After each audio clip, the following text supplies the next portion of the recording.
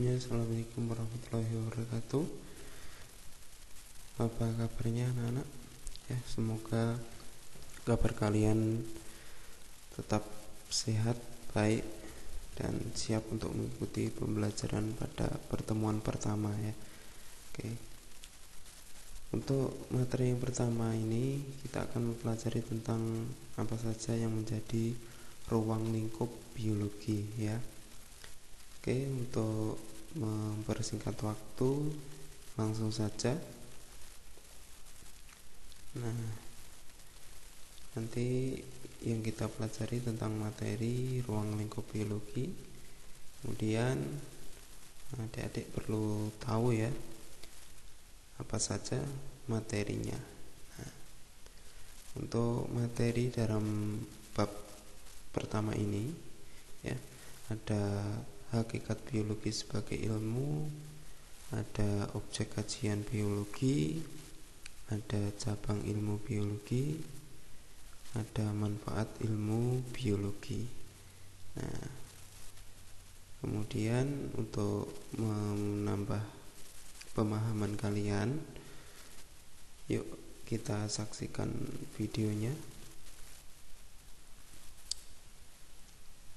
Nah, sebelumnya kalian harus tahu apa sih biologi itu ya. Jadi biologi itu terdiri dari dua kata ya, bios dan logos, dan disebut juga sebagai ilmu sains. Mengapa kok bisa dikatakan ilmu sains? Nah apa ya kira-kira ya? Baik adik-adik, kita kenali dulu biologi yang terdiri dari dua kata, yaitu bios dan logos, di mana bios berarti hidup dan logos itu berarti ilmu pengetahuan atau pengetahuan. Nah, bahasa ini berasal dari Yunani adik-adik ya. Nah, dari kedua pengertian itu dapat disimpulkan bahwa biologi merupakan ilmu yang mengkaji tentang makhluk hidup, seperti itu. Jadi pengertian sederhananya, biologi itu merupakan ilmu yang mengkaji dan mempelajari tentang makhluk hidup, baik mikro maupun makro, seperti itu ya. Oke, cukup itu dulu yang kalian kenal. Kemudian mengapa ya kira-kira biologi itu dikatakan sebagai ilmu sains? Nah, tentunya biologi itu dikatakan sebagai ilmu sains karena memiliki ciri-ciri sains ya adik-adik ya.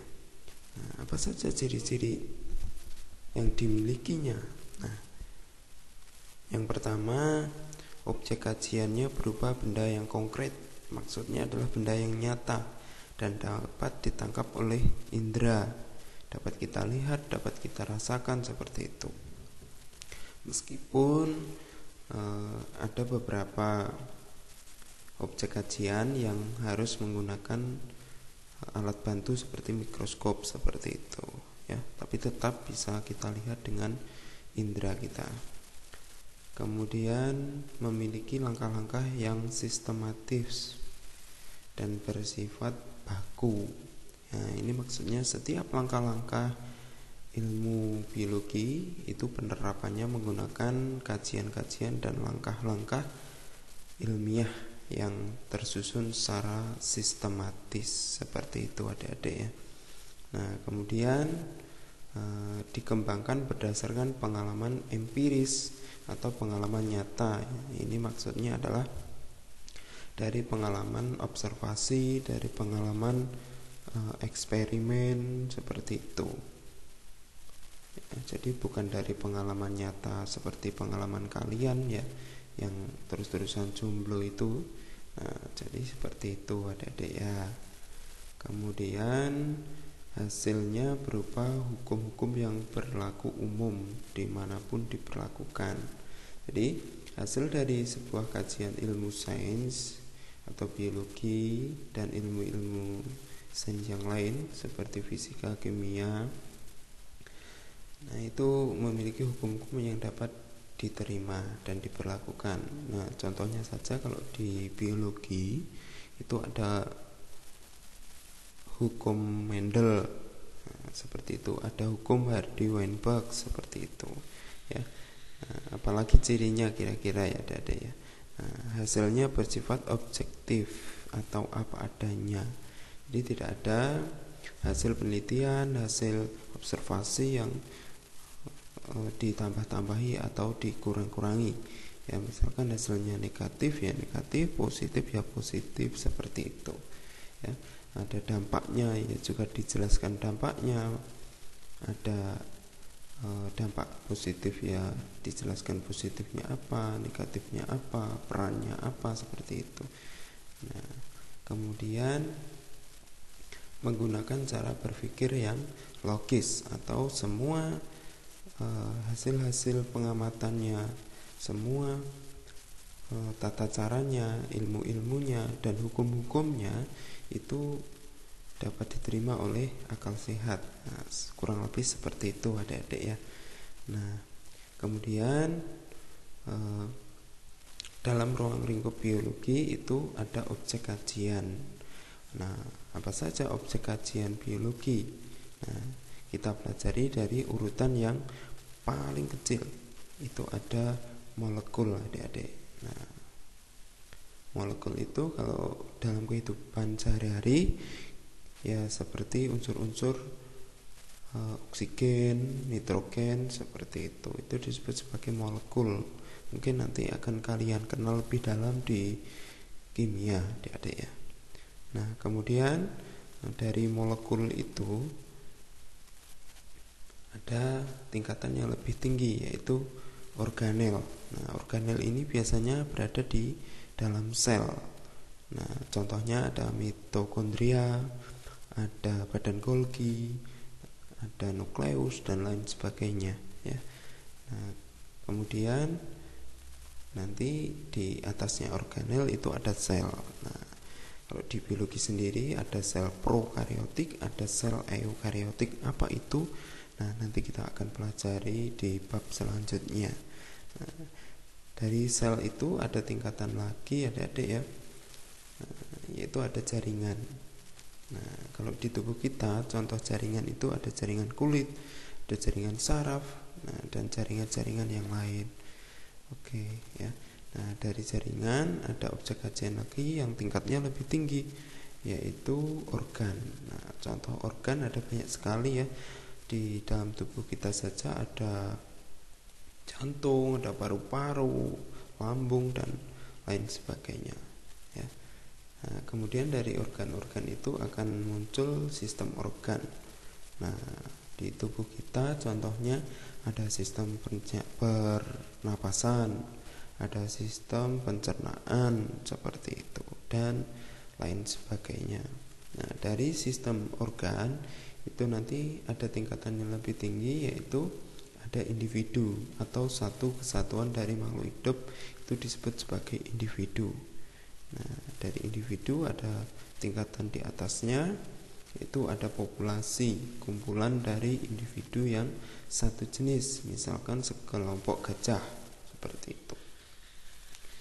Nah, ini populasi itu adalah kumpulan dari individu yang satu jenis ya, kumpulan gajah, kumpulan manusia seperti itu ya. Manusia dalam satu kelas itu disebut sebagai populasi. Nah, di atasnya populasi ada tingkatan apa yang menjadi objek kajian biologi? Itu ada komunitas. Nah, ini ada berbagai macam populasi. Nah, misalkan saja ada komunitas herbivora. Nah, di dalamnya itu ada sekumpulan zebra, sekumpulan sapi, sekumpulan kambing, nah, seperti itu misalkan. Nah, kemudian ada di atasnya komunitas itu ada ekosistem. Nah, ekosistem ini adalah lingkungan Adik-adik ya. Nah, tempat di mana makhluk hidup itu berinteraksi dengan lingkungan. Nah, di atasnya ekosistem itu ada bioma.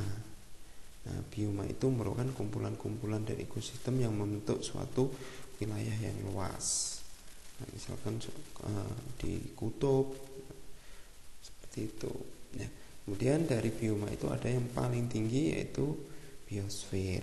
Biasanya kalau di buku kalian baca biosfer itu contohnya adalah bumi, seperti itu adik-adik ya. Nah, terus ada apa lagi ya materinya kira-kira? Nah, materinya ada cabang-cabang ilmu biologi. Jadi biologi itu memiliki banyak sekali cabang ya adik-adik ya.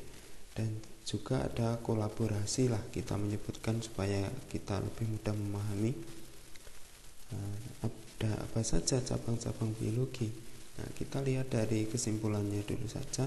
Dari sebagian kecil cabang ilmu biologi, dilihat dari organisasi kehidupan, itu ada cabang ilmu biologi biomolekuler, di mana ilmu tersebut mempelajari tentang kehidupan makhluk hidup pada tingkat molekul ya. Nah, seperti itu. Kemudian ada genetika atau ilmu yang mempelajari tentang pewarisan sifat. Ada sitologi, ilmu yang mempelajari tentang sel, seperti itu. Nah, kemudian ada lagi virologi, ilmu yang mempelajari tentang virus, mikrobiologi, bakteriologi, nah seperti itu ya. Kemudian ada ekologi evolusi. Nah, ekologi merupakan ilmu yang mempelajari tentang hubungan timbal balik, evolusi perubahan makhluk hidup dalam jangka waktu yang sangat lama, seperti itu, dari bentuk yang sederhana menjadi bentuk yang lebih kompleks. Nah, seperti itu. Nah, kalau di evolusi ini nanti kita juga akan pelajari, ada babnya ya di biologi. Nah, seperti itu. Nah, kalian mungkin pernah mendengar bahwa ada sejarah bahwa manusia itu dari kera. Nah, itu betul atau salah nanti kita pelajari di situ. Ada jerapah yang dulunya lehernya pendek, katanya seperti itu. Kemudian karena seringnya mencari makan di pepohonan yang tinggi, maka lehernya menjadi panjang. Nah, seperti itu. Materi-materinya dalam evolusi seperti itu. Kemudian ada biologi perkembangan, di mana mempelajari tentang perkembangan individu atau organisme. Ada embriologi. Kemudian ada lagi ilmu-ilmu campuran dari biologi atau yang saya katakan kolaborasi tadi. Ada biokimia, itu biologi dan kimia, di mana di dalamnya mempelajari tentang proses-proses kimiawi yang terjadi dalam sistem kehidupan makhluk hidup. Nah, contohnya saja pada sistem pencernaan itu nanti ada enzim-enzim seperti itu. Terus ada biofisika, ada bioteknologi, seperti itu. Nah, bioteknologi ini sangat sering kalian jumpai dalam kehidupan sehari-hari. Nah, misalkan saja dalam proses pembuatan tempe itu juga sudah menerapkan ilmu bioteknologi. Nah, selain itu adik-adik, ada juga kolaborasi yang lain, ada biogeokimia biasanya tentang belajar tentang daur sulfur, daur hidrogen, dan daur-daur yang lain. Nah, nanti kita juga akan pelajari di kelas 10 tentang itu. Terus untuk ruang lingkup biologi yang perlu saya jelaskan mungkin cukup itu ya adik-adik. Sekilas kalian nanti bisa menambah referensi dengan membaca buku, browsing di internet, seperti itu ya. Kemudian saya tambahkan sedikit lagi tentang manfaat ya, tentang manfaat biologi dalam kehidupan. Sebenarnya ada banyak sekali adik-adik, namun di sini akan saya bahas sekilas. Nah, di sini ada gambar semangka. Mungkin adik-adik pernah makan ataupun membeli semangka tanpa biji. Nah, itu salah satu penerapan dari ilmu biologi. Mengapa bisa terjadi seperti itu? Nanti juga akan kita pelajari. Nah, itu merupakan manfaat biologi dalam bidang pertanian. Nah, terbentuknya atau adanya buah-buahan tanpa biji, contohnya saja semangka tanpa biji. Kemudian adanya kultur jaringan. Nah, kultur jaringan di sini itu memperbanyak suatu tanaman adik-adik ya, menjadi jumlah yang sangat banyak dalam waktu yang singkat, seperti itu. Kemudian ada lagi manfaatnya dalam bidang peternakan. Nah, apa kira-kira ya dalam bidang peternakan? Nah, mungkin adik-adik pernah melihat di tempat tinggal kalian ada kawin suntik pada sapi seperti itu, sehingga nanti sapinya bisa hamil, kemudian melahirkan anakan sapi yang bagus, yang bibitnya unggul seperti itu. Nah, terus bisa tumbuh besar jadi sapi yang sebesar gajah. Nah, mungkin seperti ini. Nah, itu salah satu penerapan ilmu biologi dalam bidang peternakan. Adanya inseminasi buatan, adanya teknik fertilisasi in vitro. Nah, ini biasanya kita mengenalnya dengan kawin suntik itu ya, adik-adik, kalau di desa ya.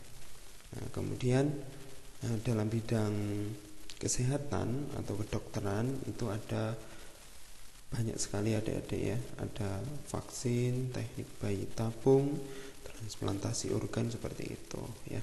Nah, vaksin mungkin adik-adik juga sudah pernah divaksin, vaksin polio dan lain sebagainya itu. Kemudian ada teknik bayi tabung. Nah, ini bukan bayinya di dalam tabung, tapi ada teknik sendiri adik-adik.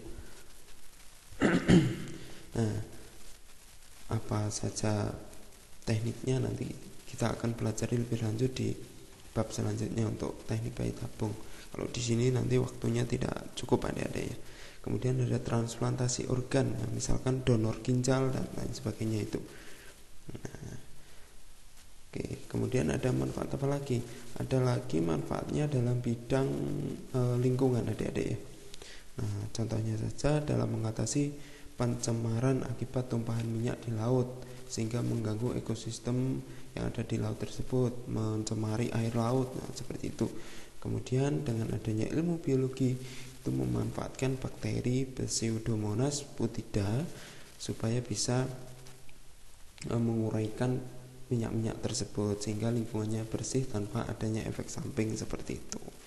Sebenarnya adalah banyak sekali adik-adik, nanti silahkan ditambah sendiri referensinya, bisa dari buku atau internet. Nah, di ilmu biologi yang bermanfaat bagi lingkungan itu contohnya ada lagi biopestisida seperti itu adik-adik. Ya, meskipun itu cenderung ke pertanian, tapi sebenarnya dampaknya juga ada untuk lingkungan. Nah, oke adik-adik ya, cukup mungkin pahami dulu ilmu-ilmu dasarnya tadi, kemudian adik-adik bisa mengembangkan. Nah, nanti kalau mungkin ada pertanyaan bisa japri langsung melalui WA ke saya ataupun menuliskan pertanyaan adik-adik di kolom komentar seperti itu ya. Nah, yang penting adik-adik bisa enjoy belajar dengan cara apapun boleh ya. Nah, yang penting adik-adik bisa enjoy seperti itu, bisa relax, dan materi yang adik-adik pelajari itu bisa terserap dengan optimal seperti itu ya. Pokoknya tetap semangat belajar dan merdeka belajar. Nah, oke adik-adik ya. Mungkin dari saya sampai di sini, kita lanjutkan dalam pertemuan berikutnya ya. Sekian dulu, akhirnya assalamualaikum warahmatullahi wabarakatuh dan terima kasih.